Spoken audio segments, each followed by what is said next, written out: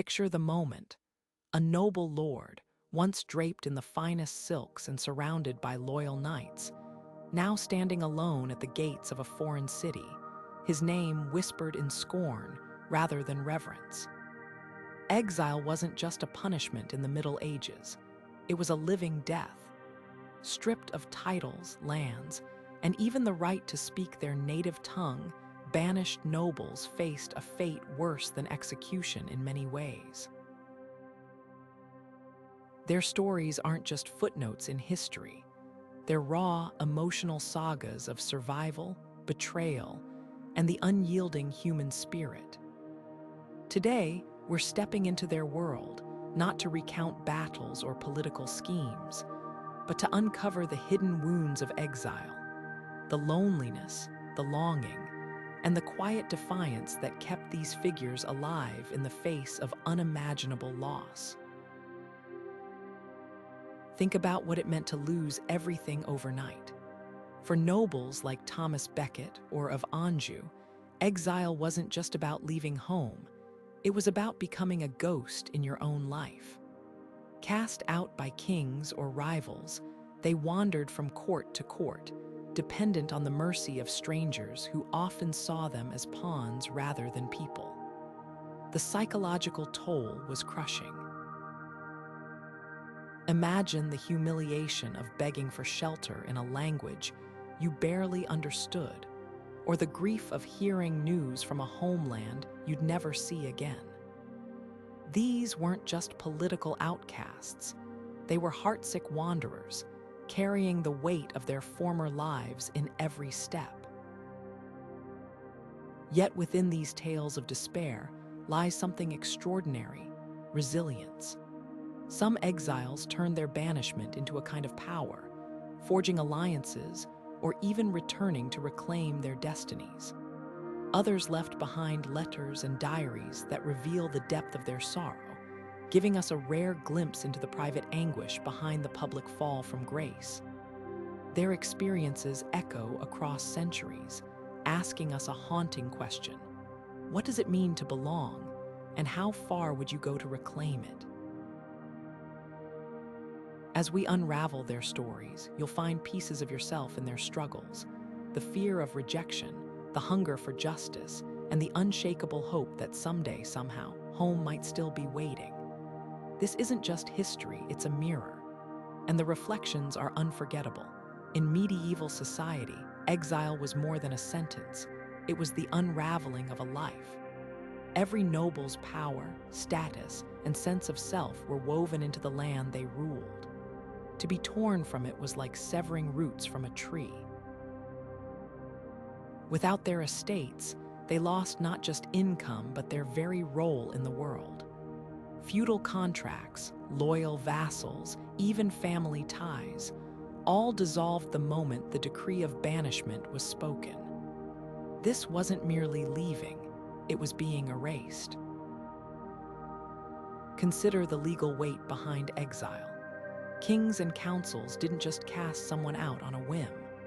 Banishment was a formal act, often pronounced with the solemnity of a death sentence. In some cases, it was a mercy, sparing a noble the executioner's blade but condemning them to a slower, more agonizing fate. Without the protection of their title, exiles became vulnerable to every danger on the road: bandits, rival factions, even the elements. And yet, the physical hardships paled next to the psychological torment. The shame of exile clung like a shadow. Medieval chronicles describe banished nobles as landless men, a phrase that carried the sting of utter irrelevance. In a world where honor was everything, to be stripped of place was to become a ghost in your own story. Some exiles, like the Duke of Suffolk in 15th century England, faced mobs howling for their blood as they fled, a cruel reminder that the public, too, played its part in this ritual of humiliation. But here's what's haunting: exile wasn't always permanent. Unlike execution, it dangled a thread of hope. Some nobles spent years scheming from afar, clinging to rumors of shifting alliances or a monarch's change of heart. That glimmer of possibility, the chance, however faint, to return, could be both a lifeline and a torture. It forced them to live in two worlds at once, the past they mourned and the present they despised. And that, perhaps, was the cut of all. Thomas Becket's exile wasn't just a political maneuver. It was a slow unraveling of a man who had once stood at the pinnacle of power. As Archbishop of Canterbury, he had been King Henry II's closest confidant, a trusted friend turned fierce adversary. When their clash over the church's independence reached its breaking point, Becket found himself not just dismissed, but hunted. His flight to France wasn't a strategic retreat. It was a desperate scramble for survival. Stripped of his wealth and status, he relied on the charity of foreign monasteries, a humbling fall for a man accustomed to royal feasts and silk robes. The letters he penned during those years are haunting. In one, he describes lying awake at night, tormented by the silence of his empty chambers. No advisors whispering counsel, no petitioners seeking justice, just the oppressive weight of isolation. He wrote of friends who crossed the channel to avoid him, of bishops who bowed to the king's will and severed ties. Even the Pope, his last hope, offered only cautious sympathy. Becket's words reveal a man grappling with something deeper than political defeat, the erasure of his identity. Without his role, his land, his people, who was he? Yet exile also sharpened his resolve. In France, Becket transformed from a statesman into a symbol. His sermons, once measured appeals for compromise, became fiery denunciations of tyranny. The very isolation meant to break him instead hardened his convictions. When Henry finally allowed his return, it wasn't reconciliation that awaited Becket, it was a martyr's fate. The knights who cut him down in Canterbury Cathedral didn't just kill an archbishop. They slaughtered a man whose exile had stripped him of everything but his defiance. What makes Becket's story so piercing is how it mirrors the paradox of banishment. It could hollow a person out, yet fill them with a terrible clarity. He returned not as the king's servant, but as a living reproach, a reminder that some loyalties transcend crowns. His martyrdom cemented his legacy, but the real tragedy lies in those years of exile, the slow erosion of hope, the gnawing uncertainty, the price paid for principles. Becket's bones may rest in a glittering shrine, but his truest monument is the anguish etched in those letters, proof that exile wasn't just a punishment for the body, but a wound to the soul. The story of Edward the Confessor's family begins not with crowns or thrones, but with the desperate flight of a queen. When Danish forces overran England in the early 11th century, young Edward, destined to rule, was torn from his homeland and thrust into the cold halls of Normandy's court. Exile wasn't just a political maneuver here, it was a childhood stolen. Imagine a boy who should have been learning the ways of kingship in his own land, instead growing up as a stranger in a foreign court, whispered about as the landless prince. Every glance, every hesitation from Norman nobles reinforced the cruel truth: he didn't belong. His mother, Emma of Normandy, endured a unique torment. Once a powerful queen, she now watched her children navigate a world where their bloodline meant little. The chronicles describe her pleading with Norman lords for scraps of dignity, begging for tutors to teach Edward the English customs he'd never known, or fighting to keep his claim alive in a court that saw him as a bargaining chip. Emma's letters reveal a woman split in two, a mother grieving the childhood her sons had lost, and a strategist clinging to the faint hope of return. Her agony wasn't just in the exile itself, but in the slow erosion of her children's identity. Without a kingdom to shape them, who would they become? For Edward, the scars ran deep. Years of dependence on Norman hospitality bred a wariness that would define his reign. Unlike kings who ruled with boldness, he governed like a man who'd spent too long reading the room before speaking, paranoid of betrayal, hesitant to trust.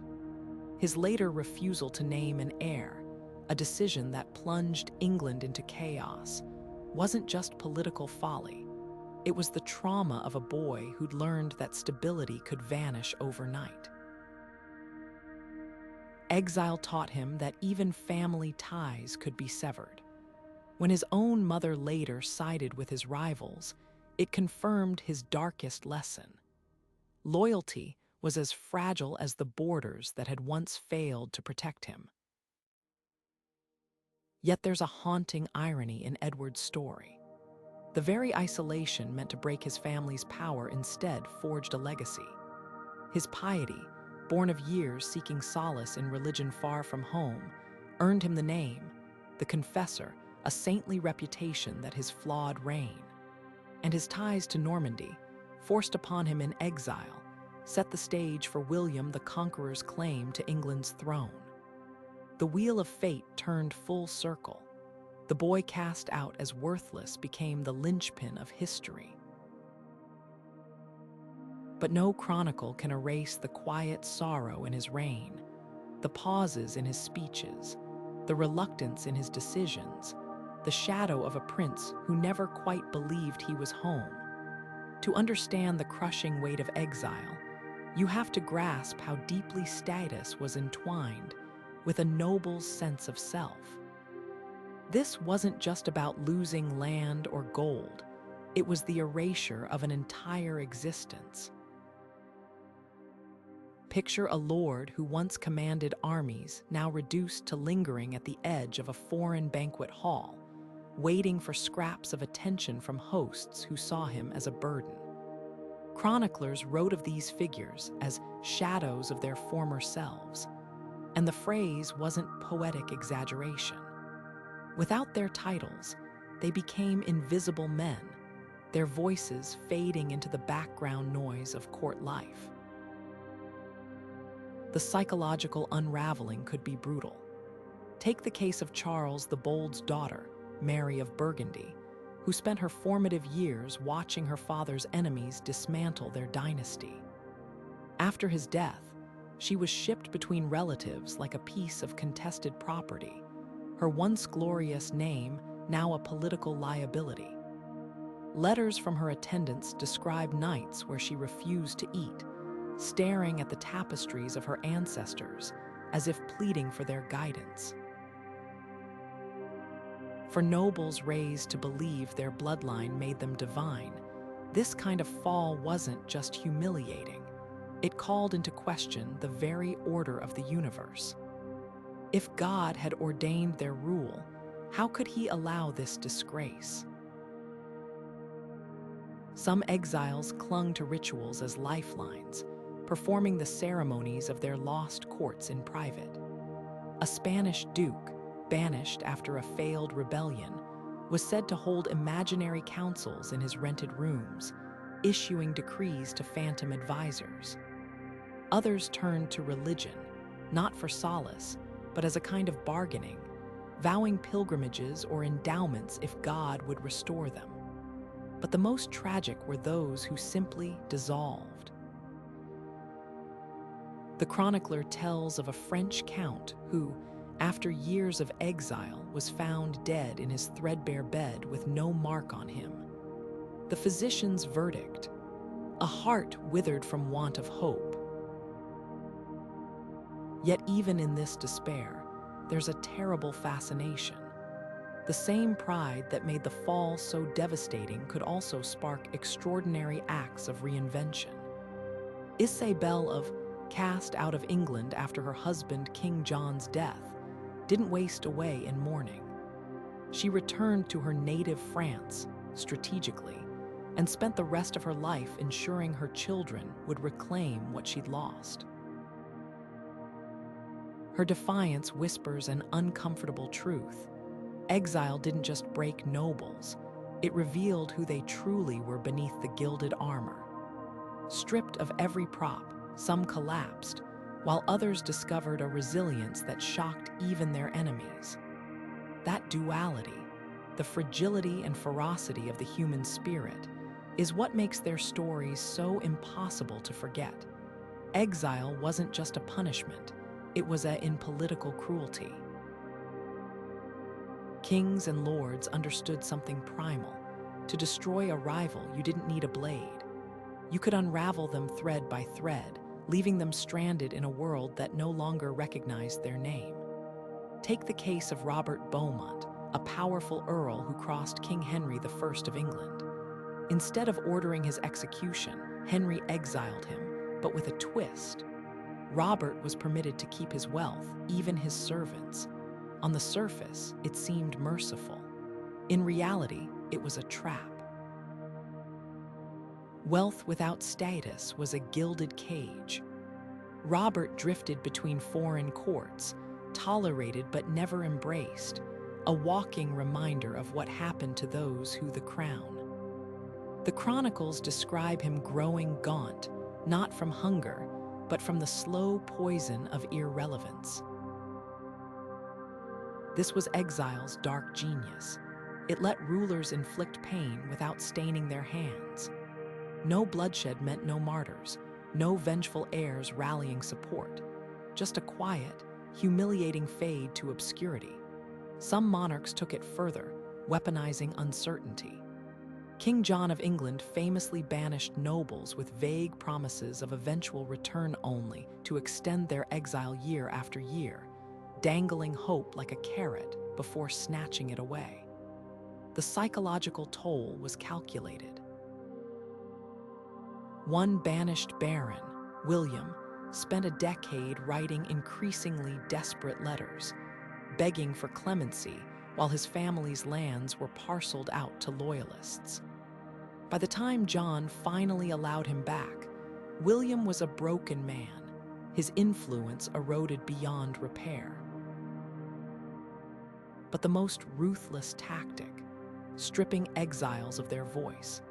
In 14th century France, Charles IV ordered his cousin's banishment with a chilling addendum. Anyone caught corresponding with the exiled lord would face the same fate. Overnight, the man became a non-person. No letters, no messengers, no way to plead his case. Chroniclers noted that when he died years later in a dingy Italian inn, even his former allies hesitated to mention his name aloud. That was the point. Exile didn't just remove a rival, it rewrote history as if they'd never existed. Yet for all its brutality, this weapon sometimes backfired. A banished noble with nothing left to lose could become dangerously unpredictable. Isabel of France, exiled by her own brother, turned her court in Burgundy into a hub of dissent, bankrolling rebellions with the very jewels she'd smuggled out in her flight.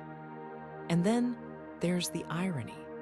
Rulers who relied too heavily on exile often sowed the seeds of their own downfall. When Edward II of England was deposed, his tormentors hesitated to execute him, opting instead for imprisonment and exile. Bad move. The deposed king's mere survival became a rallying point for rebellions, proving that a living exile could haunt a throne more fiercely than any ghost. What made exile such a potent tool wasn't just the suffering it caused, but the message it sent. Every banished noble served as a warning to others: defy us, and you'll vanish from the story. No grand battle, no heroic last stand, just a slow erasure, as if you'd never mattered at all. That fear kept more vassals in line than any executioner's axe. Yet in the silence of their exile, these nobles left something behind. Letters smudged with candle wax, diaries hidden in monastery walls, the quiet defiance of those who refused to be forgotten. Their whispers, carried across centuries, remind us that even the political weapons couldn't fully extinguish a name. Of Anjou's exile was in the slow suffocation of hope. Once the fiery queen who had commanded armies during the Wars of the Roses, she found herself reduced to a beggar in her cousin's court in France. The woman who had once dictated terms to kings now spent her days stitching tapestries to sell for bread money, her letters pleading for loans from relatives who barely acknowledged her. The cruelty of her fall wasn't just in the poverty, it was in the way time itself seemed to conspire against her.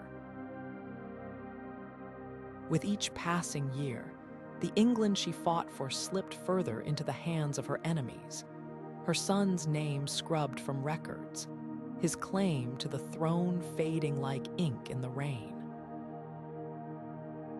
Her correspondence from those years reads like a map of a breaking heart. In one missive, she rages against the French courtiers who mocked her shabby gowns, calling her the English ghost. In another, she confesses to lying awake, replaying every battle, every decision, wondering where it had all gone wrong.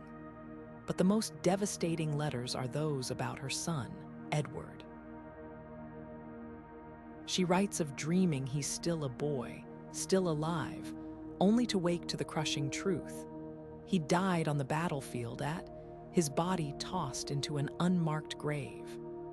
Exile had stolen even her right to mourn him properly.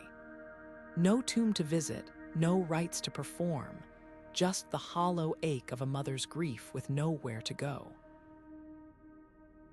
What makes story so haunting is how it twists the knife of exile. Unlike nobles who clung to the hope of return, she knew her cause was lost. The Yorkists ruled England now, her Lancastrian line extinguished. Her existence became a kind of purgatory, trapped between the past she couldn't reclaim and a future she couldn't bear to face. Visitors noted how she'd sometimes lapse into silence mid-conversation, her eyes fixed on some distant point, as if watching the life she should have had unfold just out of reach. Yet even in this abyss, fragments of the old flickered. She refused to surrender her title, insisting servants address her as Your Grace, long after the world had stripped it of meaning. When a Yorkist envoy came to demand she renounce her claims, she reportedly laughed in his face, hissing that she'd sooner starve than kneel. That defiance, petty as it seemed, was all she had left, the final, brittle armor of a woman who'd lost everything but her pride. History remembers as a tragic figure, but that's too simple. Her exile wasn't just a punishment. It was a mirror held up to the fragility of power. She played the game of thrones with every weapon she had, diplomacy, war, even motherhood, only to learn too late that no one wins forever. And so she became a cautionary tale, not just for nobles, but for anyone who believes legacy is guaranteed. The truth her exile whispers across the centuries. No crown, no cause, no love is safe from time's erasure. All that remains is the question: what would you cling to when the world decides you no longer exist? Exile didn't just sever nobles from their lands. It shattered families with a cruelty that lingered long after the decree was spoken. Picture a lord riding away from his castle, his wife clutching their children at the gates, unsure if they'd ever see him again. Or a mother like of Aquitaine, forced to abandon her sons to the care of rivals, their futures held hostage by politics. These weren't just partings, they were open wounds, festering with uncertainty. Without the protection of their exiled kin, Those left behind became targets, property seized, titles contested, safety hanging by the thread of a monarch's whim. The letters between separated families reveal a particular kind of torment. Take the correspondence of Richard the Lionheart's mother during his captivity. She writes of bribing messengers to smuggle news, of lying awake imagining the worst. Had he been moved, fallen ill, been forgotten? Every scrap of information was devoured, then dissected for hidden meaning. Other nobles weren't so lucky. The Duke of Orleans, banished for decades after, received only silence from his wife, her letters intercepted by enemies. When they finally reunited, she barely recognized the gray-haired stranger at her door. The vibrant young man she'd married existed only in memory. Children paid the highest price. Some, like the sons of Edward IV, vanished into the Tower of London after their father's downfall, their fates a mystery that gnawed at their exiled relatives for years. Others grew up strangers to their own parents. Young Henry Tudor spent 14 years in Brittany, his mother reduced to sending coded messages through wool merchants. When they finally met again, she confessed in her diary that his accent, his mannerisms, even the way he held a cup, felt foreign. The bond they should have shared had been stolen by exile, leaving only a hollow imitation of kinship. Yet in the bleakest tales, glimmers of defiance shine. Some spouses turned separation into strategy. While her husband Edward III waged war abroad, transformed her court into a hub of resistance, rallying lords to her cause with carefully chosen gifts and veiled threats. Others, like the banished Duke of Suffolk's wife, Alice, used her husband's absence to negotiate secretly with his enemies, not out of betrayal, but to carve a path for his eventual return. Love in exile wasn't just about longing. It was a quieter, fiercer thing, the refusal to let distance erase what mattered most. The twist, reunions often brought fresh pain. After years of dreaming, exiles sometimes found their families irrevocably changed. Wives who'd grown hardened by struggle resented returning husbands expecting subservience. Children who'd survived alone bristled at sudden parental authority. And then there were the absences that couldn't be mended, graves tended by strangers, infants who died without ever being held by their exiled parents. These weren't just personal tragedies. They were fractures in the very fabric of noble lineage, dynasties disrupted not by war or plague, but by the silent, relentless erosion of time apart. What makes these stories so unbearable and so compelling is how they strip away the grandeur of medieval politics to reveal the universal terror of losing those we love. A king could reclaim a throne, but how does a father reclaim the years he missed watching his daughter grow? A queen might negotiate her return, but what words heal the silence between a mother and the son who no longer knows her voice?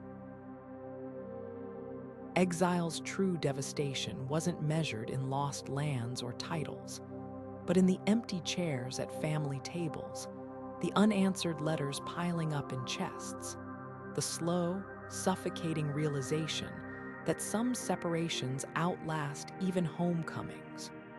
Robert's story is a slow-motion unraveling of a man who lost not just his freedom, but his very grip on reality. The eldest son of William the Conqueror, he was raised to rule, yet spent his final years pacing a Welsh dungeon, howling at walls only he could see. His first exile, imposed by his own father after a failed rebellion, was brutal enough. Stripped of Normandy and forced to wander Europe as a landless knight, He became a cautionary tale for disobedient sons. But it was his second exile, at the hands of his younger brother Henry, that crossed into something darker. Locked away in Cardiff Castle for nearly 30 years, Robert didn't just lose his title or lands, he lost time itself. Chroniclers paint haunting scenes of his descent. Once a charismatic leader who'd armies, he now mumbled to imaginary counselors, insisting ghosts of his ancestors visited to curse him. Guards reported hearing him reenact battles from decades past, screaming orders to long-dead soldiers. The isolation did more than break his spirit, it rewired his mind. Without human contact, without sunlight, without even the faintest hope of release, Robert's world shrank to the 4 damp walls of his cell. His brother's cruelty was calculated. Henry didn't just want Robert gone. He wanted him erased from memory, a living ghost to deter any who might challenge the throne.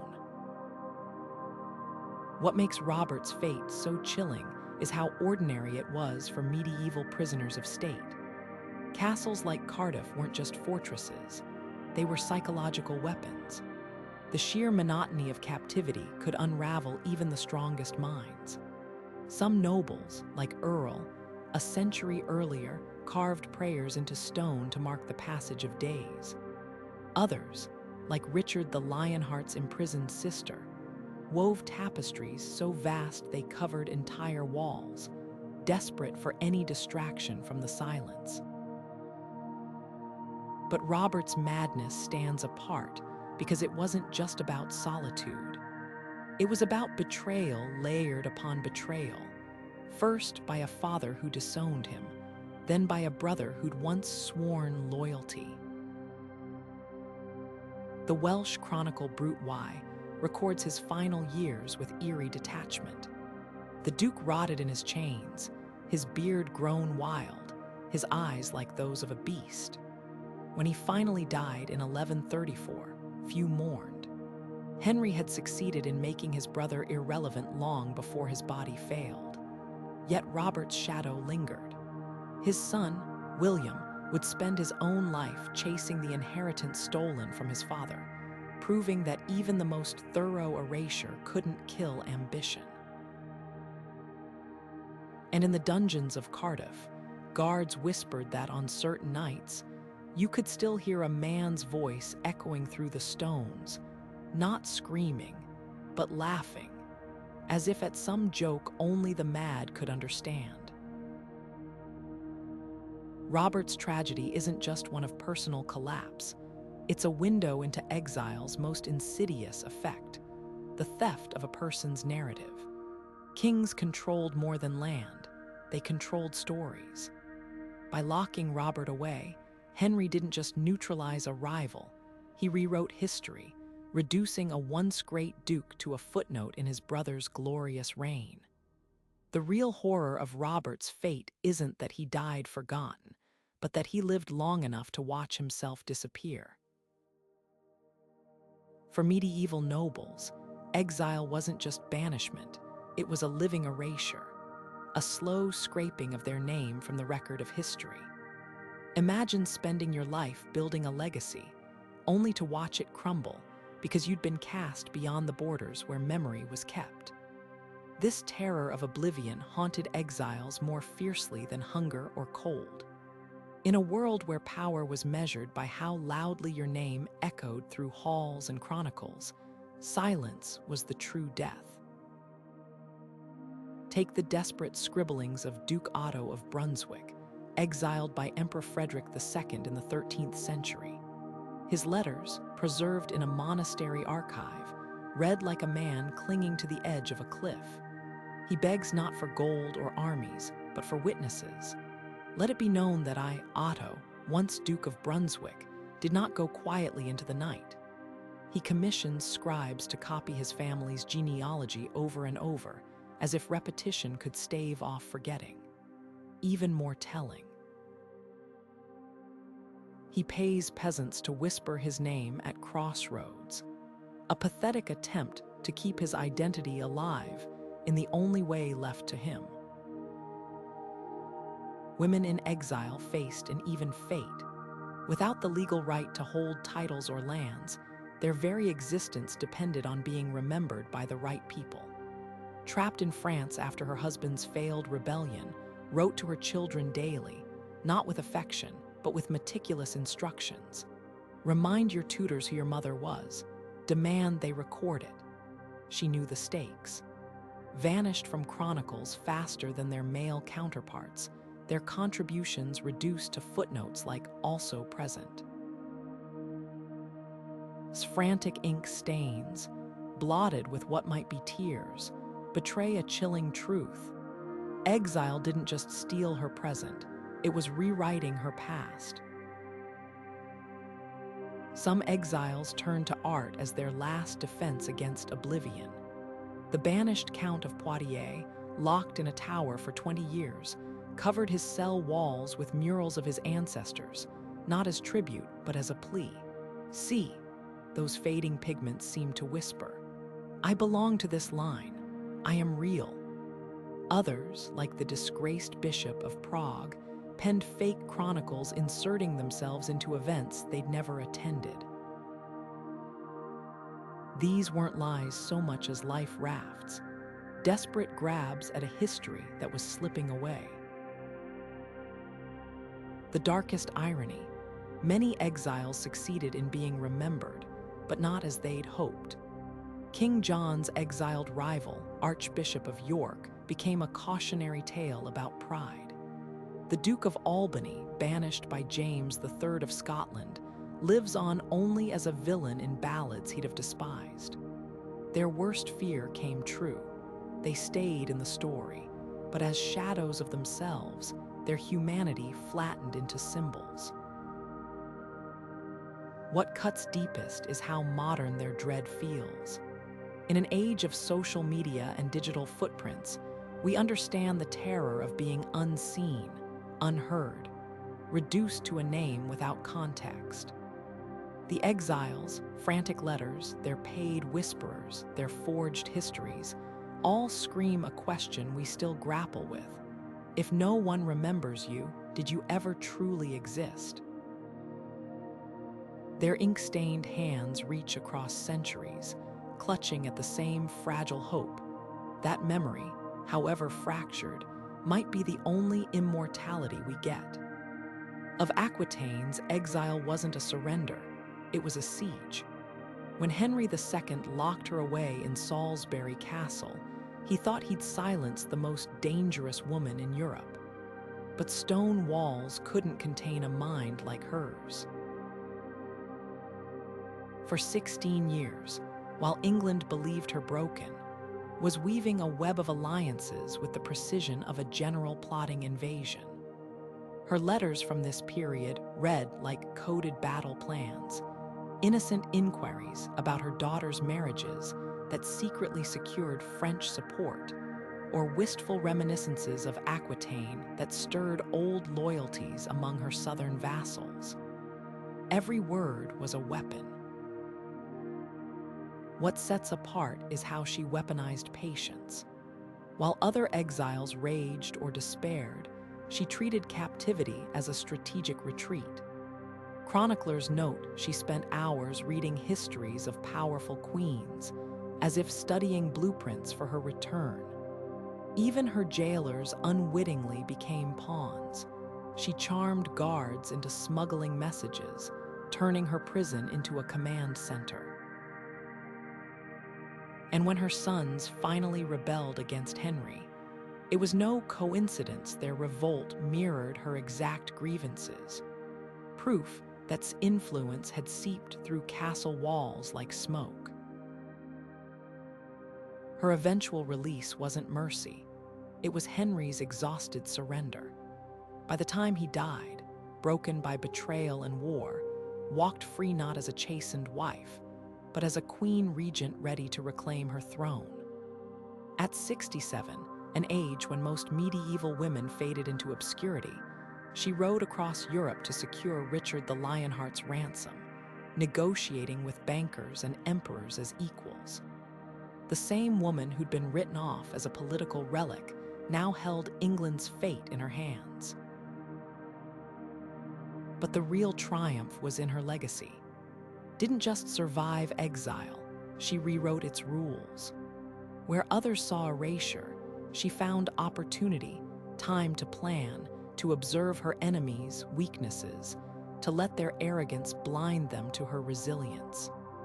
Her later court at Poitiers became a beacon of culture and power, a deliberate rebuke to those who thought confinement had diminished her.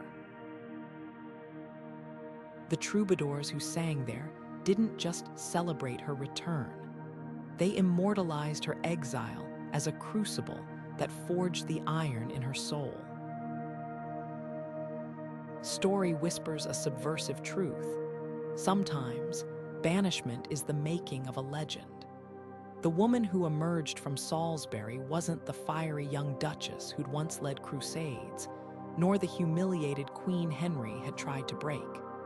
She was something far more dangerous, a ruler who'd stared into the abyss of oblivion and laughed. Exile hadn't stolen her power. It had distilled it into something sharper, impossible to ignore. And that's why her enemies should have feared her imprisonment more than her freedom. The journey into exile often began with a brutal awakening, the realization that survival itself was no longer guaranteed. Stripped of their estates, banished nobles faced hunger as their first and most relentless enemy. Chroniclers describe once-proud lords reduced to scavenging for rancid meat in foreign marketplaces, their soft hands blistered from chopping firewood they once ordered servants to gather. In the winter of 1263, the exiled Count of Flanders was found huddled in a Burgundian stable, gnawing on frozen turnips meant for livestock. His plea to a passing merchant I was master of 20 castles was met with laughter.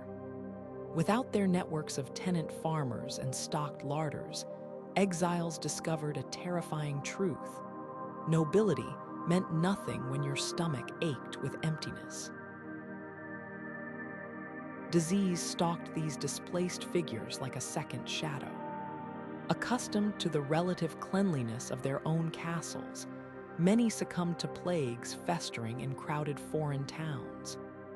The Duke of Brittany's youngest son, banished after a failed rebellion, died sweating and delirious in a Genoese boarding house, his body covered in sores from bedbugs. Even those who found shelter in monasteries weren't safe. Ecclesiastical chronicles note with grim irony how often exiled nobles expired within weeks of taking holy refuge, their bodies unable to withstand the austere diets and damp cells. For every exile who plotted triumphant returns, there were 3 who vanished into unmarked graves, their last moments spent coughing in some nameless alley. Then there was the cold. Medieval winters could kill even the prepared, but exiles faced them without their usual fur-lined cloaks or roaring hearths. The memoirs of a French knight exiled to Scotland describe nights spent wrapping his feet in moldy straw, listening to his teeth chatter loud enough to echo off stone walls. Others weren't so lucky. When the banished Margrave of Meissen was found frozen solid near a roadside shrine, locals noted his blue lips were still twisted in a snarl, as if death itself hadn't humbled him. Violence lurked at every turn. Without armed retinues, exiled nobles became easy prey for bandits or vengeful locals. The Earl of Hereford, traveling in disguise after his banishment, had his fingers severed one by who suspected, correctly, that his boots hid gold coins. Women faced even greater peril. Isabella of France's exiled aunt spent years disguised as a wool merchant's widow after narrowly escaping abduction by mercenaries hired to disappear her. Yet perhaps the hardship was the slow erosion of dignity. A Flemish manuscript illuminates the moment a once renowned baron was forced to kneel before a minor German lord, kissing his ring for scraps from the high table. The artist captures the exact second his pride shattered, shoulders slumped, eyes downcast, a man reduced to a beggar in his own mind. This was exile's ultimate victory, not just breaking bodies, but turning warriors into supplicants, rulers into ghosts. But here's what the chronicles often omit: the strange skills exile taught.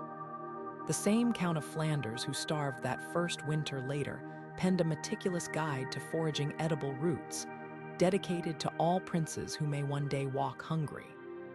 Others learned to stitch wounds, speak in thieves' cant, or navigate by stars.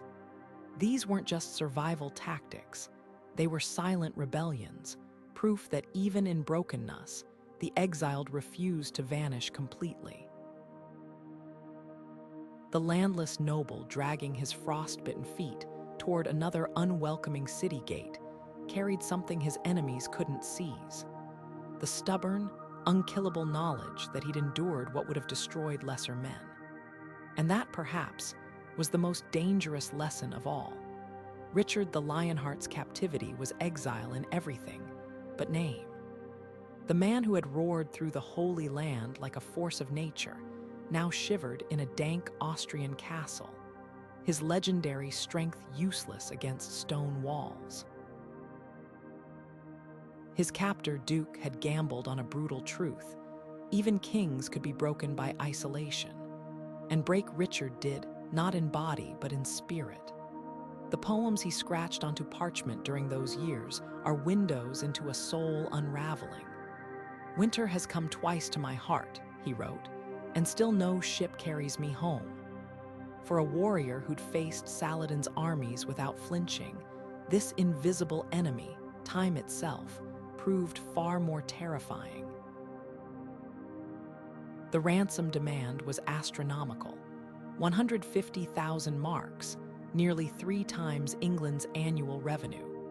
To pay it, Richard's mother taxed churches down to their last candlestick, stripped gold from royal tombs, even melted crown jewels. Peasants joked darkly that the sun and moon were put up for sale. But the real cost wasn't measured in coins. It was in the slow erosion of Richard's myth. While he languished, his brother John plotted treason, his French rivals seized his lands, and his crusading legacy curdled into resentment among nobles forced to fund his freedom. The Lionheart returned to find his kingdom hollowed out, his authority brittle as old parchment. What makes Richard's story so haunting is how it twists the exile narrative. He wasn't banished for rebellion or failure. He was stolen mid-triumph, frozen in a state of suspended glory.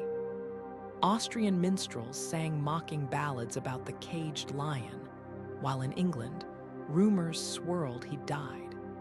The psychological toll was worse than any battlefield wound. Chroniclers note he emerged from captivity with a new habit: staring at maps for hours, tracing the sea routes between England and Austria, as if trying to reconcile the man he'd been with the one he'd become. Yet even here, in the darkest corner of his life, Richard's defiance flickered. His jailers reported he trained daily with wooden swords, keeping his arms strong for a return he couldn't guarantee. He composed verses not just of despair, but of vengeance, promising to tear towers down with bare hands. And when freedom finally came, he didn't slink back to England in shame. He marched through London like a conqueror, the people's cheers drowning out the whispers of his empty coffers. The lesson of Richard's exile. It revealed how fragile power truly was. A king without his kingdom was just a man in a cold cell, listening for footsteps that might never come. His ransom had bought his body's release, but part of him never left that Austrian fortress. The Lionheart would spend his last years fighting to reclaim what those years in captivity had stolen, not land or gold, but the unshakable certainty that he was invincible.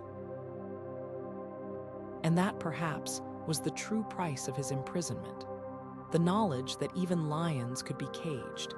Language was the first wall exiles hit, a barrier thicker than any castle gate.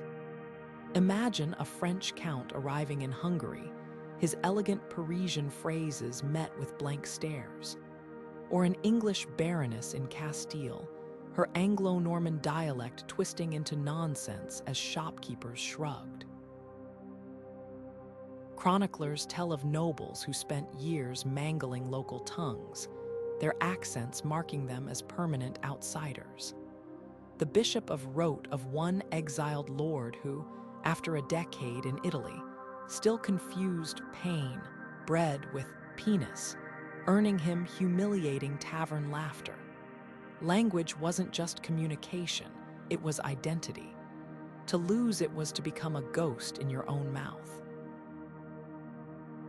Customs twisted the knife deeper. A German margrave exiled to Byzantium recoiled at the court's elaborate prostration rituals, sneering in letters that only dogs grovel so. His refusal to kneel properly saw him banished within his banishment, shunted to a crumbling estate where locals mocked his clumsy attempts to eat with hands instead of forks. Meanwhile, Spanish nobles in Flanders scandalized hosts by refusing to remove hats indoors, clinging to Castilian etiquette like armor. These weren't petty clashes, they were battles for dignity. Every misstep reinforced the exile's agonizing truth: I don't belong here. Some surrendered to assimilation. The young Duke of Swabia, exiled to Moorish Spain, shocked his family by converting to Islam, adopting flowing robes and the name. His furious uncle raged in chronicles about a soul stolen by infidels, but the Duke's own letters reveal a quieter story. When all call you stranger, sometimes you choose to become one. Others walked a razor's edge, like Provence, who mastered enough Hungarian to rule her exiled court, yet insisted servants address her in Occitan, preserving the music of her lost homeland in every syllable.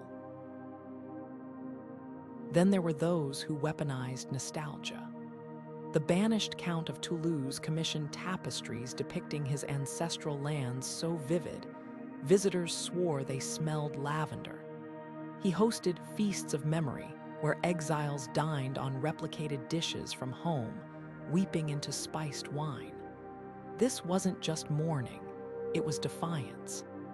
By recreating Provence in a Prague attic, he proved exile couldn't fully erase him. Yet the loss was intangible. Nobles raised to believe their bloodlines were sacred found themselves adrift in places where their names meant nothing. A Burgundian princess exiled to Scotland wrote of children's taunts. She claims her grandsires were kings, but wears her crown now and of nights spent whispering her genealogy like a prayer. Without the rituals, lands, and languages that had defined them, many faced a terrifying question. If no one recognizes who I am, do I still exist? The answer, scrawled in margins of diaries and wills, was often heartbreaking. Some, like the exiled lord, scratched family crests into their skin, branding identity onto flesh when parchment failed. Others paid scribes to forge lineages, grafting themselves onto foreign noble trees. But the most poignant were those who simply stopped. The Chronicle of St. Abbey records an anonymous exile who, after years of correcting people about his title, finally sighed, "Call me what you will." In that surrender lay exile's deepest cut, not the loss of home, but the slow erasure of the self that had belonged there. Yet from this abyss, a strange hope sometimes flickered. The same Count of Toulouse who wept over tapestries later sired a son who reclaimed his lands. That boy grew up hearing lullabies in a Prague bedroom, his father's exile not as defeat, but as origin story. Identity, these nobles discovered, wasn't just inherited, it could be rebuilt, carried in recipes, rhymes, and stubbornly kept traditions. Exile could strip a man of his title, his language, even his mirror's reflection. But the self was a harder thing to kill. It might shrink, twist, or hide, but like a candle in a tomb, it refused to go dark. The monk's exile began with a single misstep. A feud with the Count of that spiraled into full-blown rebellion. Stripped of his lands and title, this once respected noble didn't fade into obscurity. Instead, he reinvented himself as something far more dangerous, a pirate king. The English Channel became his domain, his ships striking with such precision that merchants crossed themselves at the mention of his name. But beneath the legend lay a man forever untethered, a ghost in his own life. Exile didn't just take home, it erased his identity.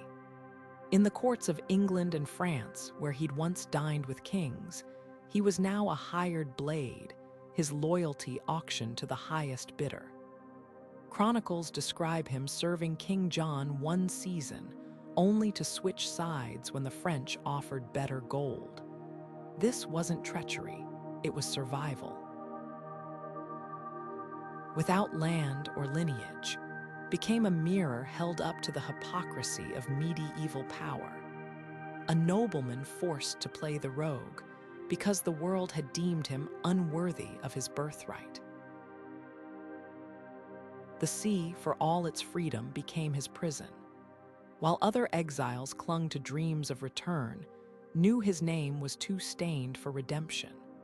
His exploits grew wilder, more desperate, sacking monasteries, holding entire towns for ransom, even according to one Flemish chronicle, disguising himself as a leper to sneak into enemy ports. Each raid was a rebellion against the fate he'd been handed, a scream into the void, "I still exist." Yet his greatest battle wasn't with kings or merchants, it was with rootlessness itself. In a revealing letter to his sister, smuggled from some smoky tavern in Flanders, he wrote, "I dream in 3 languages now, and none feel like my own." Exile had hollowed him, turning him into a figure too French for the English, too English for the French, and too much of both for himself. Even his infamous black-sailed ship, the Raven, became a metaphor, always circling, never landing. The end came as it had to for men like, violently, and far from home. Cornered by English warships near Dover, he fought like a demon, knowing capture meant the noose. When his ship finally sank, legend says his last act was to throw his family seal into the waves, the final, futile gesture of a man who'd spent his life trying to outrun the past. What makes story so haunting isn't the piracy or the battles, it's the quiet tragedy beneath the swashbuckling. Medieval Europe had no room for nobles without allegiances, no script for men who fell between the cracks of kingdoms. Didn't just lose his place in the world, he became a warning of what happened when the feudal order spat you out. His bones may rest at the bottom of the channel, but his true legacy is that unanswerable question. When home rejects you, where do you belong? Religion became both sanctuary and for the exiled noble's soul. Stripped of earthly power, many clutched at spiritual lifelines, transforming monastic cells into the last courts where their titles still held meaning. Take the case of Duke of Poland, who spent his banishment copying psalms in a Benedictine scriptorium, not for piety, but because the rhythmic scratch of quill on parchment was the only sound that drowned out the taunts of his own thoughts. His journal, discovered centuries later, reveals a man bargaining with God. "Take my lands, my gold, even my sight, but do not let me be forgotten." For nobles raised to believe their bloodlines were divinely ordained, exile wasn't just political failure. It was a spiritual crisis that shook the foundations of their faith. Monasteries offered more than shelter. They provided a fragile semblance of order. Abbeys like Ormonti became for the dispossessed, their rigid routines a balm for minds unmoored by loss. The exiled Countess Matilda of Tuscany paid for an entire chapel to be built at, not to honor God, but to secure a permanent seat in the choir where she could still be addressed as Your Grace. Here, amid chanting monks, she could close her eyes and pretend the echoing vaults were her own palace halls. But this comfort came at a price. Religious houses demanded surrender, not just of wealth. Many exiles donated their last jewels to secure refuge, but of identity. The same chronicles that praised their humility often omitted their former titles, reducing them to the penitent lord or the sorrowful lady. Salvation, it seemed, required erasure. Yet not all exiles knelt in resignation. Some turned their rage heavenward with shocking audacity. After King Philip of France banished the troubadour noble Born, the poet composed a blistering accusing God of siding with tyrants. "If this is thy justice, let hell take me now." His verses circulated secretly among exiles, giving voice to a heresy whispered in dark corners. That banishment wasn't divine punishment, but proof heaven had gone blind.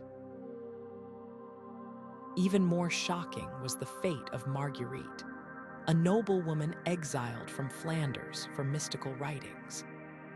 Burned at the stake in 1310, her final words, "Love needs no crowns," became a rallying cry for those who saw exile not as failure, but as liberation from a corrupt world. The truly shattered often sought redemption through extremes. The once proud Earl of Northumbria, exiled after betraying William the Conqueror, crawled on bleeding knees to Santiago, wearing a lead cilice that left permanent scars. His pilgrimage wasn't devotion. It was a public performance of agony, as if pain could scrub away his shame. Others, like the disgraced bishop of Vanished into hermitages, carving their sins into cave walls until their fingers bled. These weren't holy men. They were broken ones, wielding faith like a knife to excise the parts of themselves that remembered power. But amid the despair, faith could also kindle defiant hope. The exiled Byzantine princess Anna, barred from politics after her brother's coup, poured her fury into the Alexiad, a monumental history casting her family's fall as part of God's grand design. In her hands, exile became not an ending, but a sacred vantage point to interpret divine will. Similarly, Duke Henry the Lion of Saxony, banished by Emperor Frederick, commissioned a gospel book filled with illustrations of biblical outcasts. Moses in, David in the wilderness, each margin note screaming, "See, even the chosen suffered exile before their triumph." This duality, religion as both wound and salve, reached its starkest form in the Crusader states. Nobles who lost their Outremer kingdoms to Saracen armies often spent their exile cloistered in Jerusalem's Church of the Holy, praying on the very stones where Christ was buried. The irony was crushing. Men who'd crossed seas to conquer Holy Land now clung to its holiest site as beggars. Yet here, in the shadow of the crucifixion, some found a perverse comfort. If God had let his own son die a homeless revolutionary, perhaps their suffering meant they walked in footsteps more sacred than any crown. The bitterest truth exiles uncovered was that faith, like power, could be stolen. When King of Denmark was deposed and exiled to Rostock, his enemies didn't just take his throne. They convinced the Pope to annul his marriage, making his wife and children strangers by canon law. For a man who'd built shrines and funded abbeys, this was the final betrayal, the church itself declaring him unfit to be husband, father, or king. His last act was to commission a private chapel where Mass could be said in Danish, a language his captors didn't understand. In that small, defiant space, at least his prayers remained his own. What emerges from these stories isn't just a tale of medieval piety, but a map of the human spirit under siege. Religion offered exiles a language for anguish no chronicle could capture, the Psalms of David giving words to their rage, the trials of Job mirroring their despair. Some found surrender in Scripture, others found rebellion, but all discovered the same unsettling lesson. When the world strips you of everything, even God becomes a question mark. And the answer you find, whether whispered in monastery gardens or howled at unforgiving stars, depends entirely on how much of yourself you dare to believe is left. Charles of Orleans carried his chains lightly, at least on parchment. Captured in 1415, the French prince didn't just endure 25 years of English captivity. He carved a window into his soul with every quill stroke. His prison wasn't just a tower at Castle. It was the space between heartbreak and hope, measured out in meticulously inked ballads. While other nobles plotted escapes or ransoms, Charles turned his exile into an alchemy of anguish, transmuting loneliness into verses so luminous they still shimmer 6 centuries later. Consider the sheer improbability of his choice. Here was a man who'd lost everything, his father murdered by Burgundian assassins, his kingdom crumbling, his own infant son growing up a stranger across the channel. Most would have crumbled. Charles did something far more radical. He made art from the wreckage. His poems, scribbled on scraps smuggled out by sympathetic guards, aren't just elegant lamentations, they're blueprints for survival. In one, he compares his heart to a caged bird singing not for joy, but to keep madness at bay. In another, he begs memory itself to weave me a cloak from happier days, for winter is long in this house of stone. Every metaphor was a lifeline thrown across the abyss. What makes his work extraordinary isn't just its beauty, it's its brutal honesty. Unlike court poets spinning pretty fictions, Charles documented exile's daily humiliations. The way English rain seeped through his cell's cracks, the ache of missing his wife's voice, even the galling pity in his captor's eyes. Yet woven through the sorrow runs a defiant thread of creativity. When ink, he composed verses in his head, reciting them to the castle's stray cats. Deprived of music, he counted syllables like coins, turning meter into melody. His famous, written after glimpsing a single crocus through his barred window, doesn't just describe spring. It becomes an act of rebellion, proving imagination could breach walls no army could scale. The English, expecting sullen resentment, got something far more dangerous, a cultural conqueror. Charles' poetry circulated through London salons, charming his enemies with its grace. Even Henry V, the very king who'd imprisoned him, reportedly kept a bound copy of his verses. By the time his ransom was finally paid in 1440, Charles had done the unthinkable. He'd turned his jailers into admirers, his suffering into something too exquisite to ignore. Yet the true miracle lay in what happened after his release. Unlike most exiles who returned bitter or broken, Charles carried his hard-won wisdom back to France. His later court became a beacon for poets and philosophers, a place where the lessons of captivity, about resilience, about finding light in darkness, were passed down like heirlooms. The man who'd once written, "I am the shadow where laughter goes to die," now hosted masques that dazzled Europe. That's the paradox at the heart of Charles' story. Exile didn't just take, it gave. It stripped him of power but revealed his truer vocation. The prince might have ruled a province, the poet conquered time itself. His verses, scribbled in captivity, outlasted kingdoms, wars, even the castle walls that once confined him. They whisper a secret every exile must learn, that the mind, when starved of everything else, can still feast on its own brilliance. And sometimes, just sometimes, that's enough to stitch a broken life back together with nothing but ink and longing. Exile stripped nobles of more than their titles. It peeled away the armor of protection they'd taken for granted.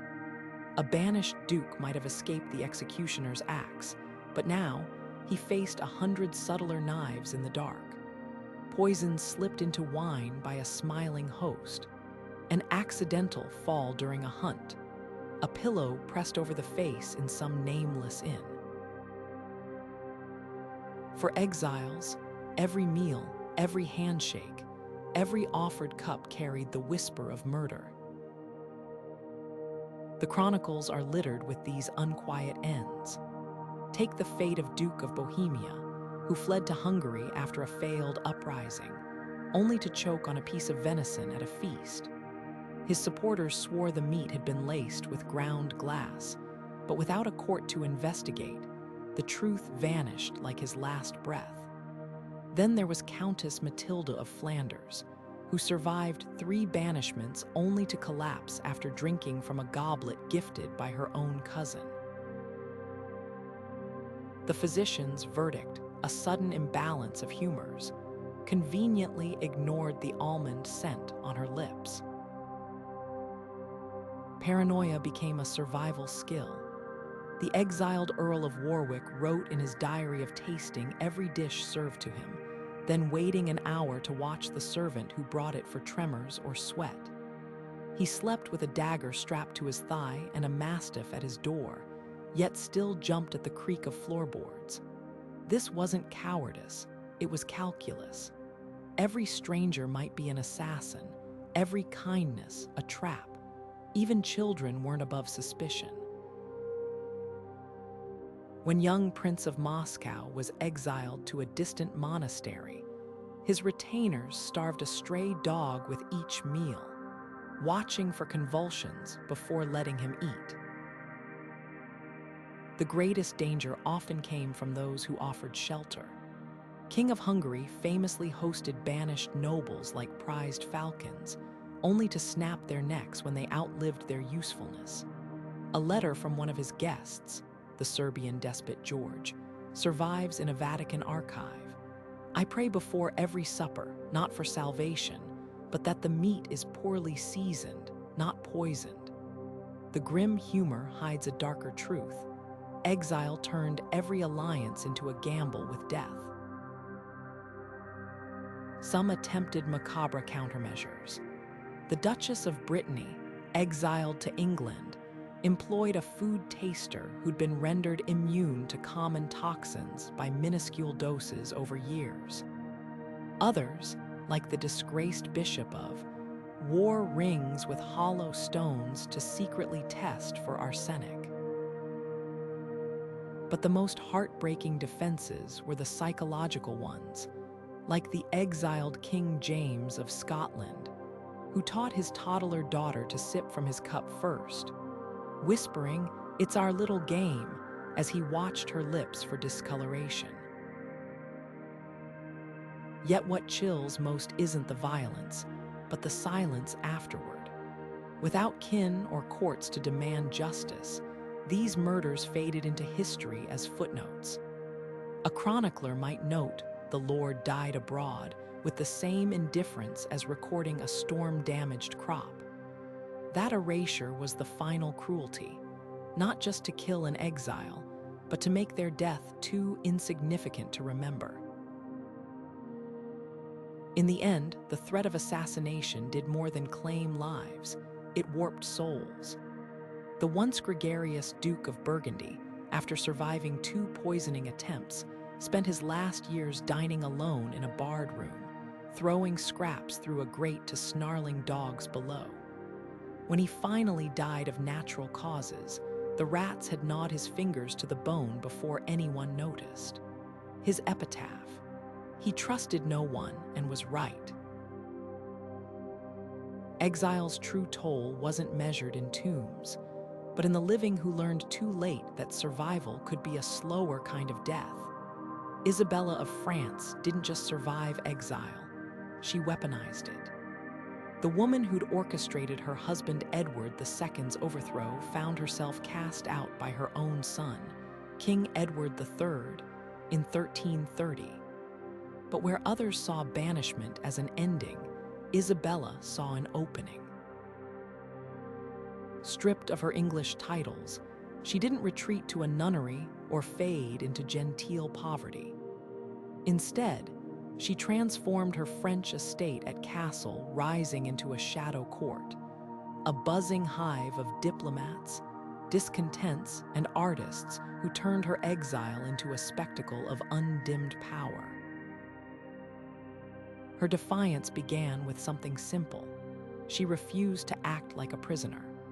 While her son's advisors expected her to dwindle into irrelevance, Isabella hosted lavish feasts where the wine flowed as freely as the gossip. Troubadours sang ballads mocking her enemies. Scribes penned manifestos defending her actions. Every detail was calculated. The tapestries in her halls depicted strong queens from history, a not-so-subtle rebuke to those who thought her story was over. Even her clothing became a statement. Chroniclers note she wore robes of English wool dyed deepest scarlet, a color reserved for royalty, daring anyone to challenge her right to it. But Isabella's true genius lay in her network. From her gilded cage in Normandy, she spun webs of influence that stretched across Europe. Her letters to the Pope, carefully preserved in Vatican archives, reveal in political judo, framing her exile not as punishment, but as a strategic retreat. She cultivated alliances with the Count of Hainaut, the King of Navarre, even the banking families of Florence, turning her court into a clearinghouse for whispers and favors. When Edward III needed loans to fund his wars, guess whose financial connections he relied on? The mother he'd exiled. The most audacious twist: she made exile fashionable. While other banished nobles languished in obscurity, Isabella became a cultural icon. Poets dubbed her the she-wolf of France, an epithet she embraced, commissioning tapestries of wolves cunningly outfoxing hunters. Young imitated her hairstyles. Minstrels adapted her defiance into popular songs. By the time Edward allowed her cautious visits to England, Isabella wasn't creeping back in shame, she was arriving as a celebrity. Her exile rewritten as a triumphant odyssey. What makes her story so electrifying is how it flips the script on banishment. Isabella proved exile could be a stage, not a cage. Her court wasn't just a refuge. It was an alternate power center, proof that legitimacy wasn't bestowed by kings, but seized by those bold enough to claim it. When she died in 1358, she wasn't remembered as a failed queen or a disobedient mother. but as a woman who'd turned banishment into her greatest performance. The lessons screamed from every page of her legacy. Exile doesn't erase you unless you let it. The quill trembled in the exiled noble's hand, not from fear, but from the weight of memory. When words were all they had left, banished lords and ladies poured their longing onto parchment with a rawness that still pierces centuries later. Their letters and poems weren't mere dispatches.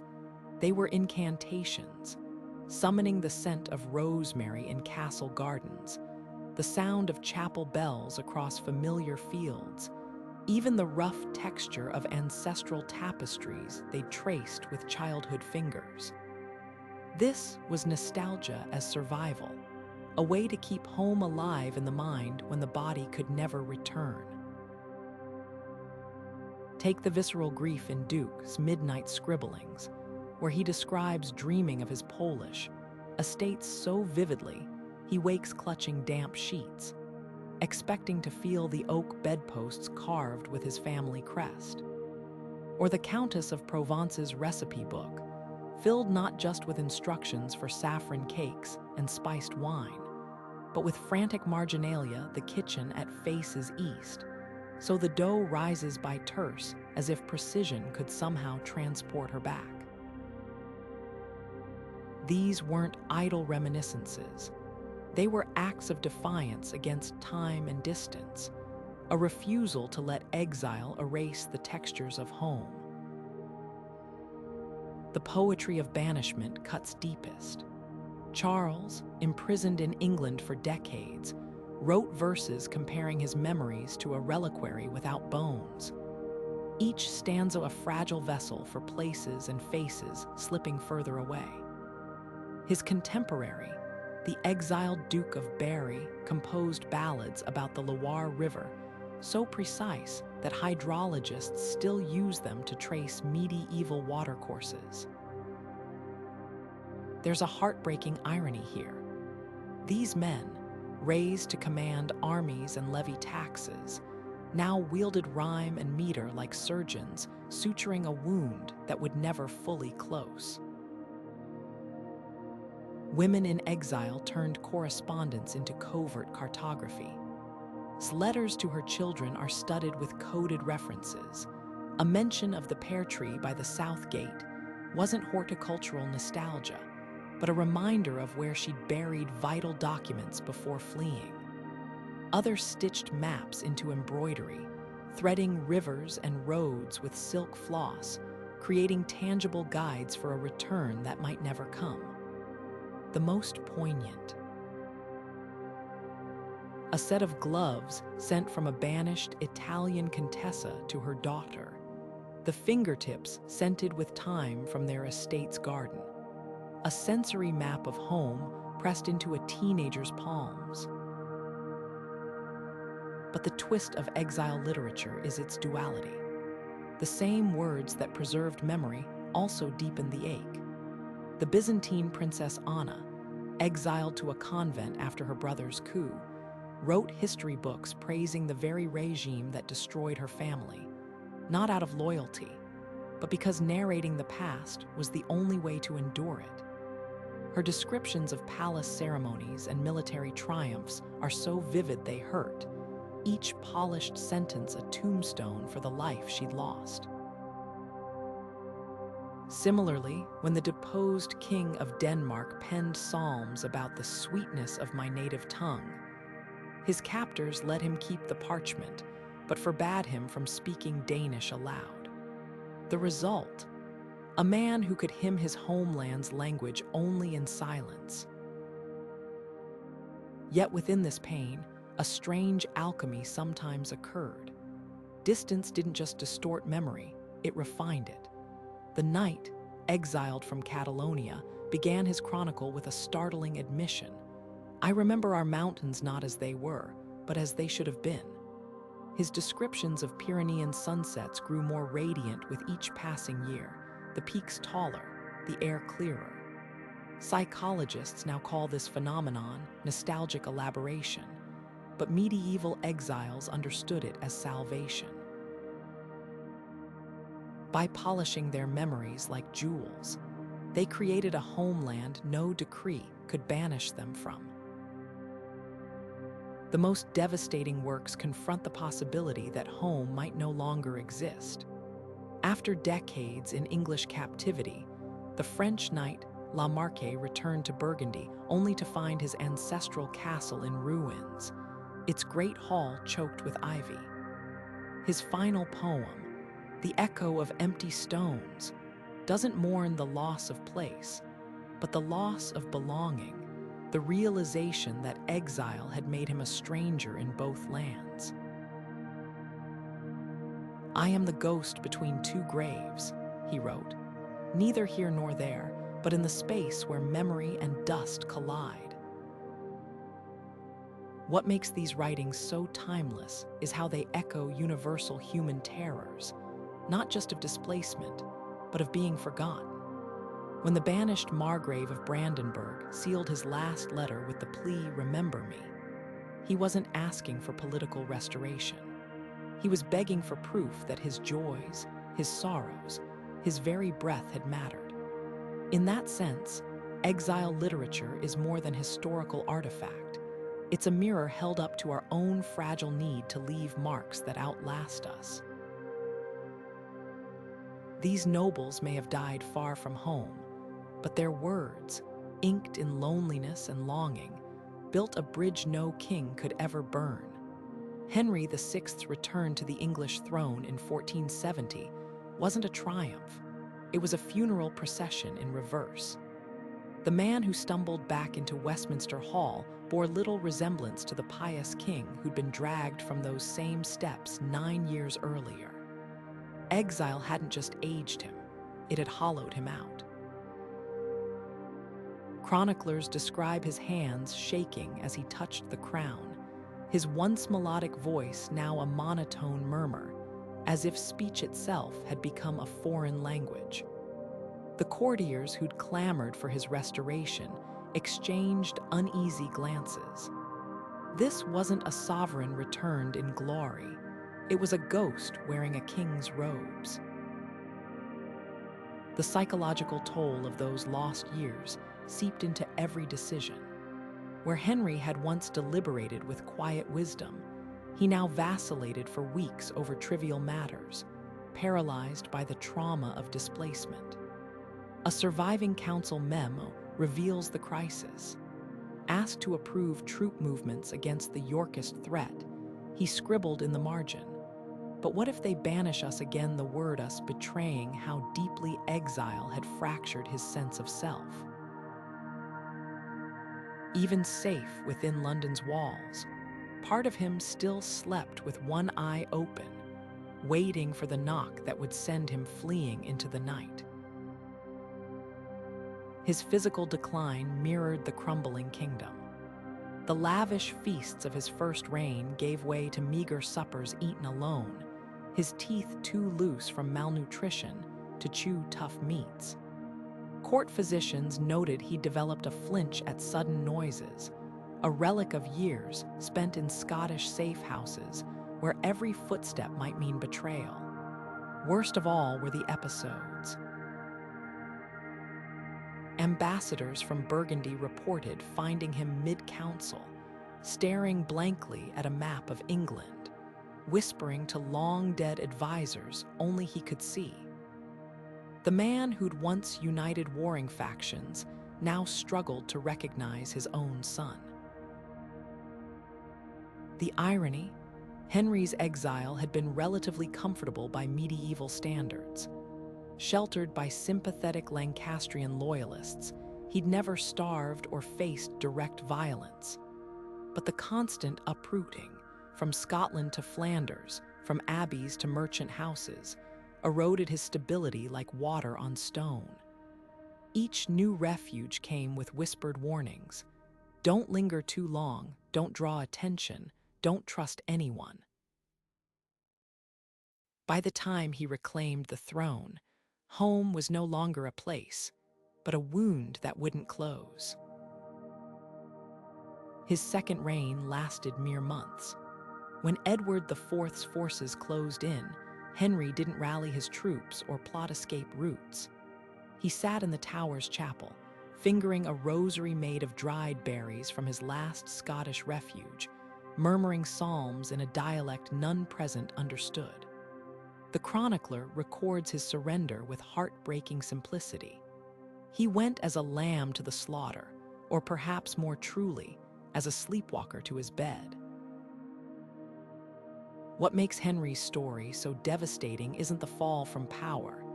It's the revelation that some exiles never end. The body might return, but the mind stays trapped in that limbo between kingdoms, between past and present, between who you were and what banishment made you. His fate forces us to confront an uncomfortable question. When home becomes a place you remember but can no longer inhabit, is return a deliverance, or just a deeper kind of prison?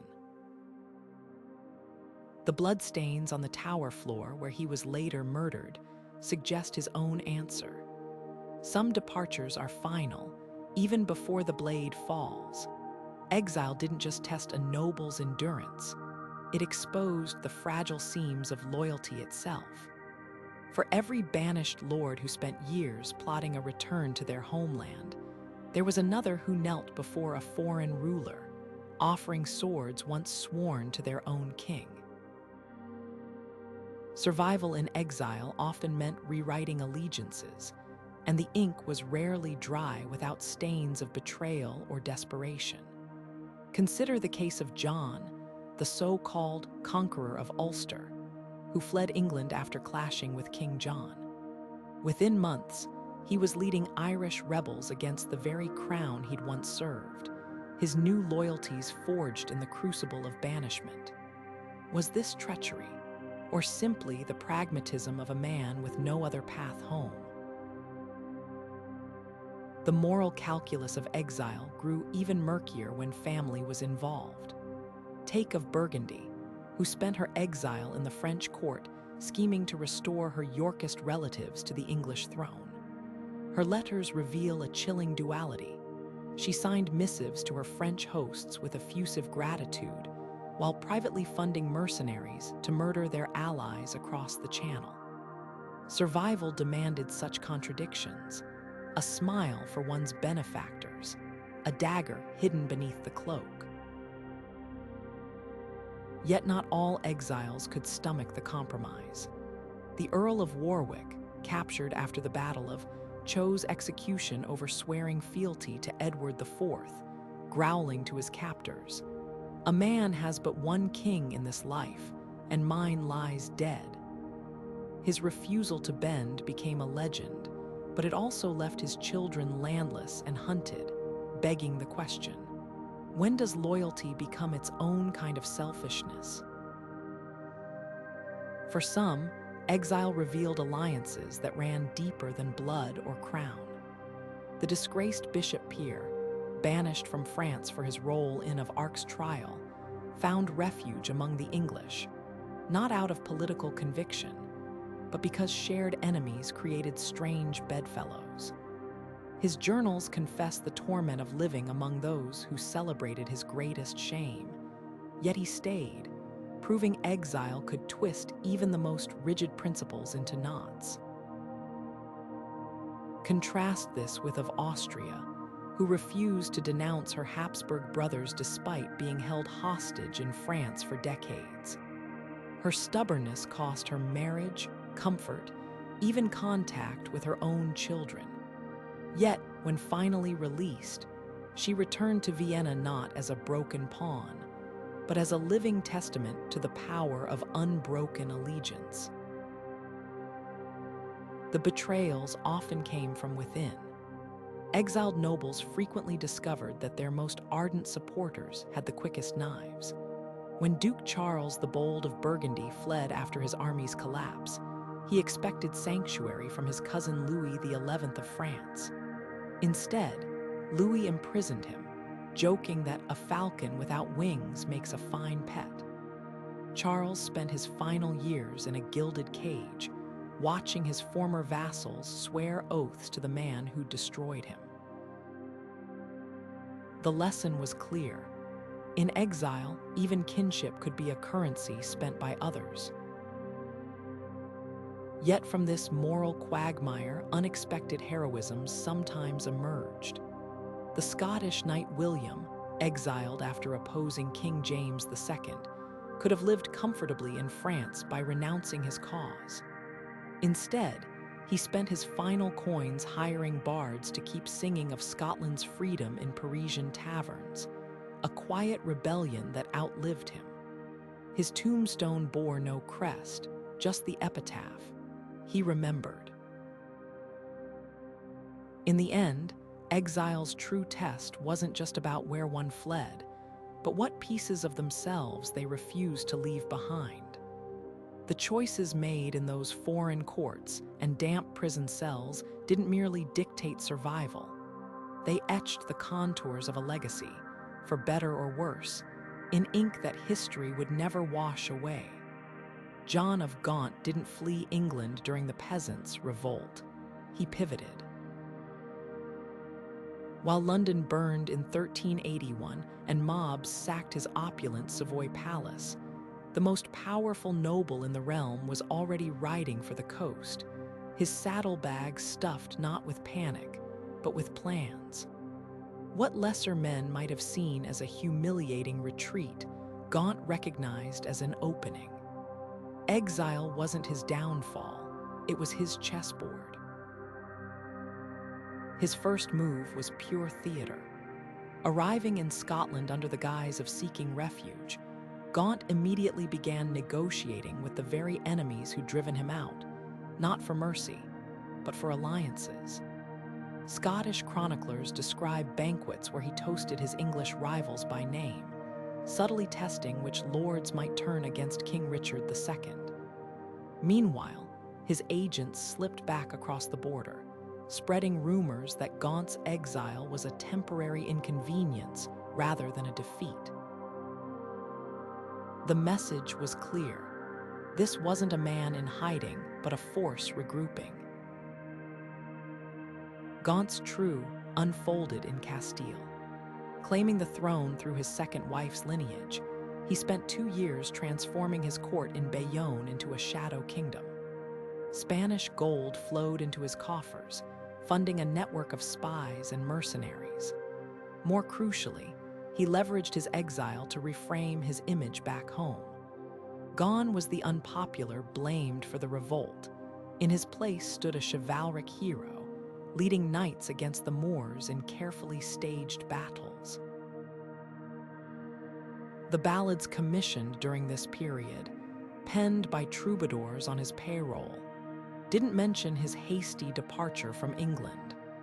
Instead, they sang of a noble prince on a holy quest, his absence not flight but sacred duty. The psychological warfare was relentless. While Richard II struggled to control a fractured England, Gaunt's letters to Parliament emphasized his unwavering loyalty, even as his Castilian troops drilled within striking distance of Gascony.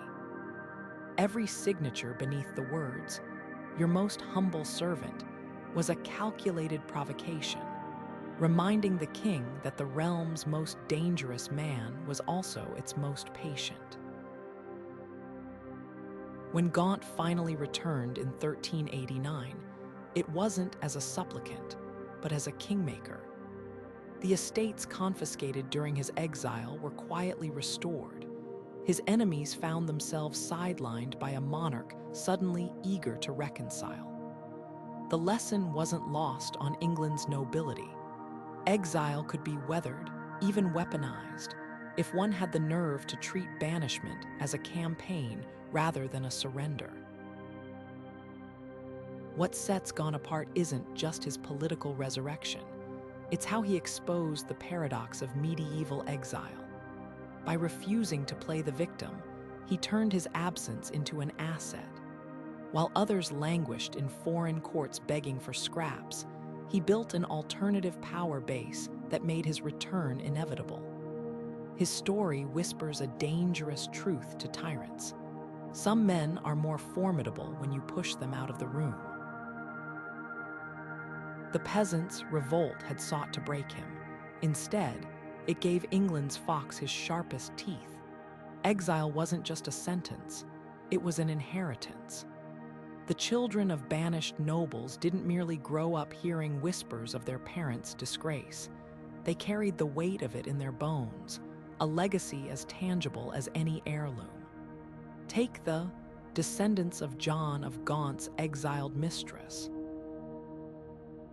Though later legitimized, their lineage bore the permanent stain of banishment's shadow, driving Henry to ruthless ambition. His entire life, a silent scream that his blood was worthy of crowns. This was exile's trick. It didn't end with the exiled. For some dynasties, banishment became a rallying cry. When the of Northumberland were stripped of their titles after rebelling against Henry IV, their children didn't slink into obscurity. They turned exile into mythology. Young Henry, raised on stories of his father's humiliating flight to Scotland, grew up to lead the very rebellion that nearly toppled the throne. His battle standard, a silver crescent moon, symbolizing the family's long eclipse from power. The proved exile could be a forge, hammering generational fury into vengeance. But other families fractured under the strain. The Lapoles, once England's merchant kings, saw their line unravel after William Lapole's banishment in 1450. His sons scattered across Europe like startled birds, one dying a penniless mercenary in Italy, another vanishing into a Breton monastery.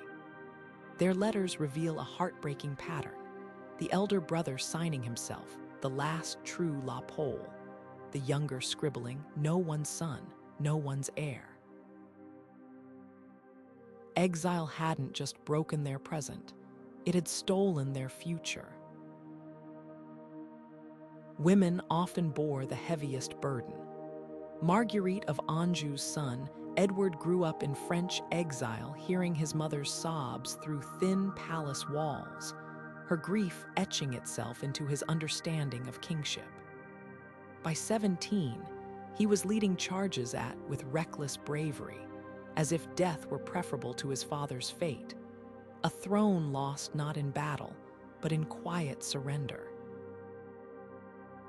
Meanwhile, Isabella of Castile, raised amid her exiled father's drunken rages about betrayal, developed a lifelong obsession with loyalty tests, later burning heretics who dared question divine order. Trauma, it seemed, could twist roots into thorns. The most chilling adaptations were the silent ones. After their patriarch's exile under Richard III, perfected the art of political invisibility, waiting decades before their cautious return to court. Their family motto, sola virtus, virtue alone unconquered, masked a darker lesson. Survival sometimes meant burying your true self deeper than any grave. Contrast this with the Staffords, whose exiled duke taught his children to wear their defiance openly. Their eventual return under Henry VII wasn't reconciliation. It was occupation by other means, their smiles as sharp as unsheathed daggers.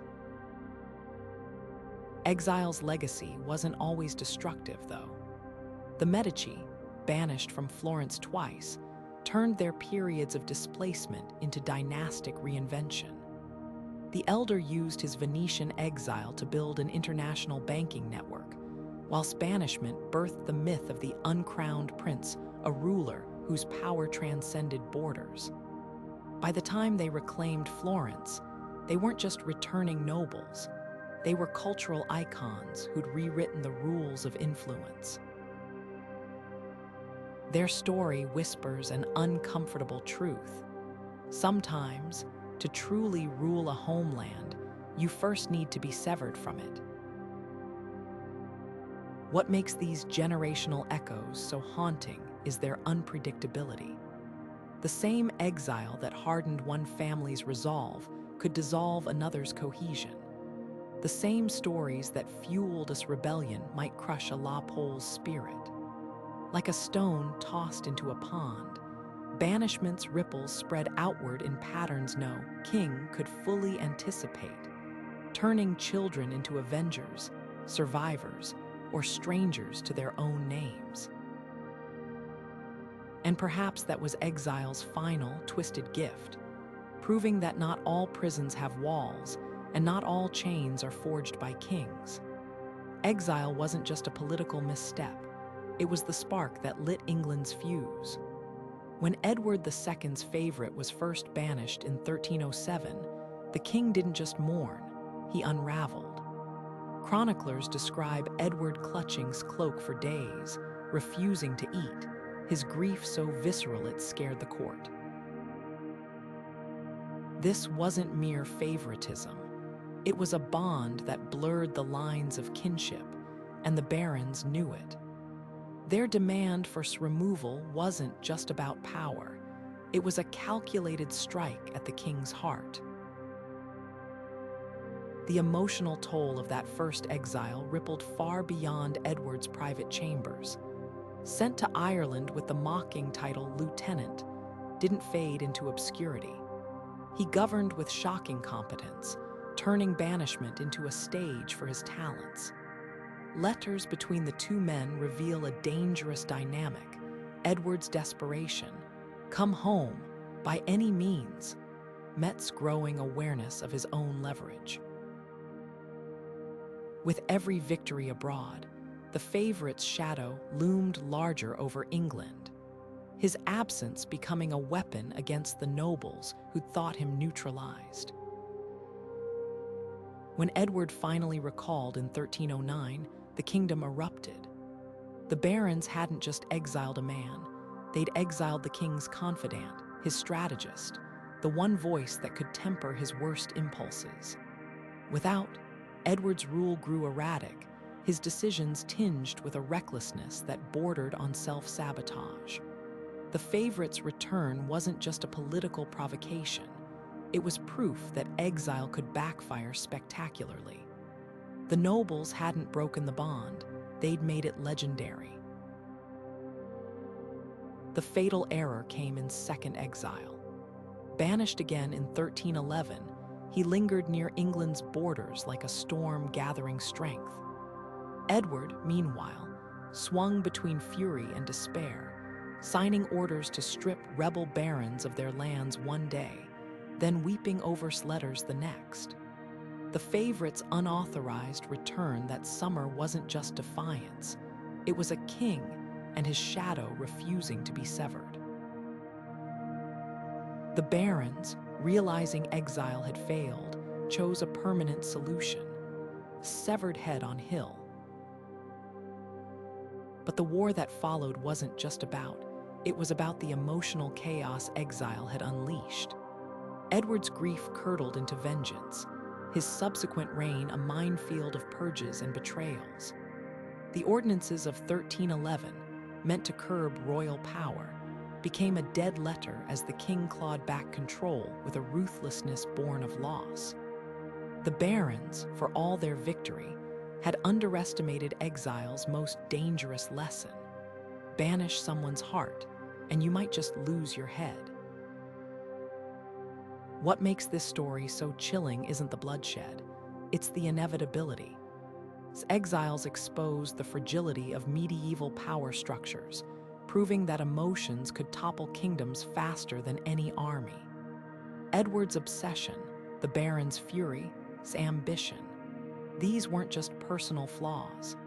They were proof that exile wasn't a solution, but a catalyst.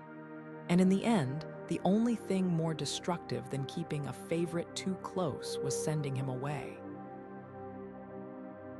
The echoes of these exiled nobles linger not as dusty relics of the past, but as mirrors reflecting our deepest fears and fiercest hopes. Their stories tear through the centuries because they reveal a fundamental truth: Power was never the armor they believed it to be. A single proclamation could transform a duke into a beggar, a queen into a fugitive, proving that identity itself was as fragile as parchment in the rain. What chills us isn't the loss of their crowns or castles, but the raw humanity beneath the ermine robes. The way of Anjou's hands trembled as she stitched tapestries for bread money, or how Charles of Orleans measured his captivity not in years, but in the number of poems he could scratch onto prison walls. Yet within these tragedies lies an unexpected consolation, the revelation that resilience wears countless faces. For every noble who crumbled like Robert in his Welsh dungeon, there was an of Aquitaine turning her prison into a command center, or a John of Gaunt weaponizing banishment into a strategic. Their responses to exile weren't just medieval survival tactics, they were in reinvention. When stripped of everything, title, land, even language, these figures discovered what could never be taken. The stubborn spark of self that flickers in all of us when the world says we're nothing. The true lesson of their suffering isn't about medieval politics. It's about the universal price of belonging. We've all known smaller exiles, the friend group that suddenly freezes us out, that no longer feels like home, the version of ourselves we can't seem to reclaim. That's why a French count's frantic efforts to preserve his family crest resonate with a modern audience scrolling through social media, desperate for validation. Or why Thomas Becket's letters, heavy with the ache of abandoned friendships, sting like a text message left unread. History's grandest exiles were just people. After all, people who loved the wrong allies, trusted the wrong kin, or simply stood too close to the throne when the wind changed direction. Their legacy isn't trapped in crumbling chronicles. It lives in the quiet rebellions we mount against our own displacements. Every time we introduce ourselves by a name we've chosen rather than the one we were given, every time we rebuild after a betrayal or carve out belonging in unwelcoming spaces, we honor their unyielding spirit.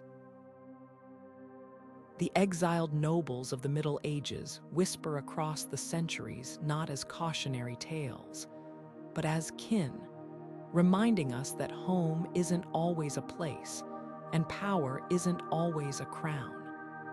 Sometimes, it's the sheer audacity to keep breathing when the world has erased your name. If these stories have stirred something in you, if you've glimpsed your own struggles in their parchment and ink laments, let's keep the conversation alive. Drop a comment about which exile's journey resonated most, or share your own experiences of resilience in the face of displacement.